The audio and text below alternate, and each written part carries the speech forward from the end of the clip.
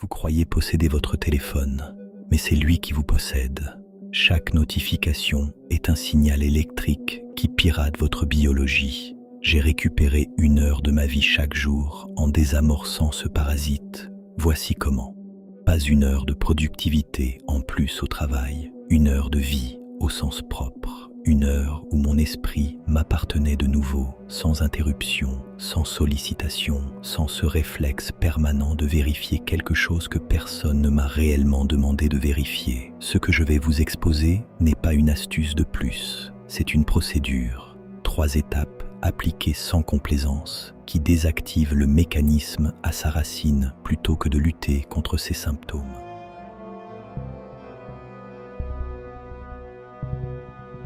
Chaque défilement a un prix.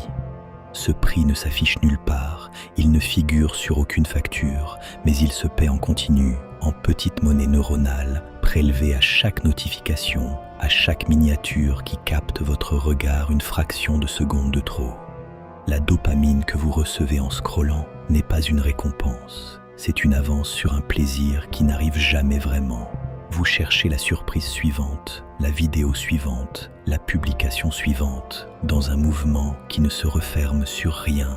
C'est un drainage lent, silencieux, mais mesurable. Votre capacité d'attention, votre profondeur de pensée, votre tolérance à l'ennui, tout s'érode un peu plus à chaque session de défilement. Ce n'est pas une métaphore. Des chercheurs en neurosciences documentent cette érosion depuis plus d'1 décennie. Et le pire n'est pas la perte elle-même, c'est qu'elle passe inaperçue, on ne sent pas son attention diminuer, comme on ne sent pas ses forces décliner dans une maladie lente. On le constate a posteriori, dans l'incapacité soudaine à lire 20 pages d'affilée, ou à rester assis, sans écran, plus de 3 minutes. Cette érosion-là appelle une réponse chirurgicale, pas une résolution de nouvelle année, une intervention, une étude de référence menée par la chercheuse Gloria Mark à l'Université de Californie à Irvine a mesuré ce phénomène directement. Après une seule interruption, il faut en moyenne 23 minutes pour retrouver un niveau de concentration profonde équivalent à celui d'avant la coupure. 23 minutes pour une notification qui n'aura duré que quelques secondes à l'écran. Faites le calcul sur une journée normale. Le déficit ne se compte plus en minutes perdues, il se compte en heures de pensée qui n'ont jamais eu lieu.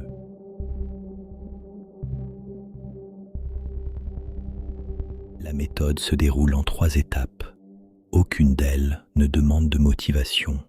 Toutes exigent de la précision. Première étape, la suppression sans pitié des icônes colorées.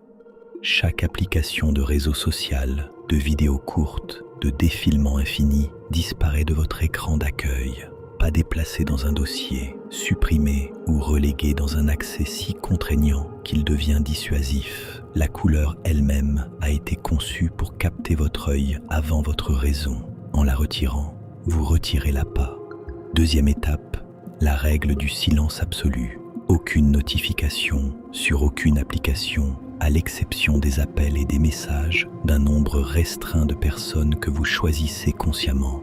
Chaque notification est une interruption forcée, une intrusion dans votre attention que vous n'avez jamais réellement autorisée. Vous ne consultez plus votre téléphone parce qu'il vous sollicite, vous le consultez quand vous décidez de le faire. Troisième étape, l'esthétique de l'écran noir. Passez votre écran en nuances de gris.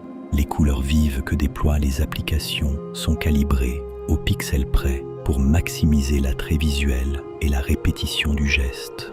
En désaturant l'écran, vous désamorcez ce mécanisme sans avoir besoin d'y penser à chaque instant. Ce n'est pas un rituel de bien-être, c'est de la chirurgie mentale. On retire ce qui infecte avec précision et on referme.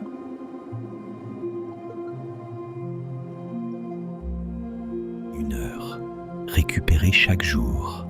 La question qui suit est presque toujours mal posée. On me demande souvent ce que je fais de ce temps.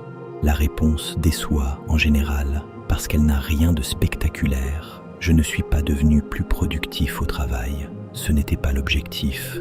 Je lis pas pour en tirer une leçon à citer plus tard, simplement parce que la lecture demande une forme d'attention que le défilement avait fini par rendre presque impossible.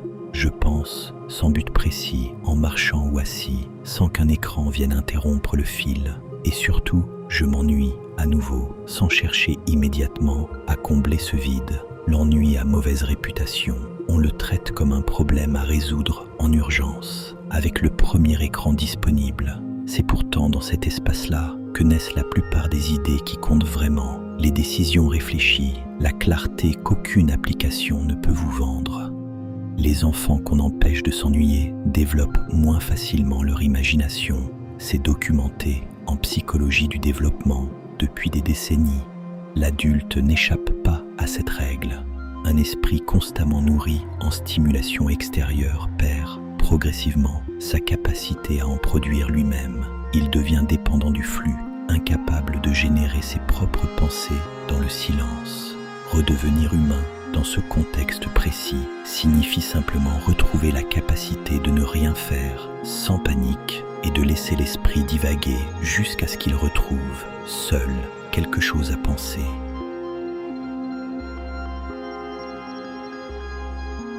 Ce que je viens de décrire n'est pas une méthode de productivité parmi d'autres. C'est une reprise de territoire sur un espace mental que vous avez cédé sans vraiment vous en rendre compte. Reprendre le contrôle n'est pas une option, c'est une question de survie mentale. Quelle application allez-vous sacrifier ce soir ? Dites-le en commentaire avec le mot « libérer ». Abonne-toi pour rester éveillé.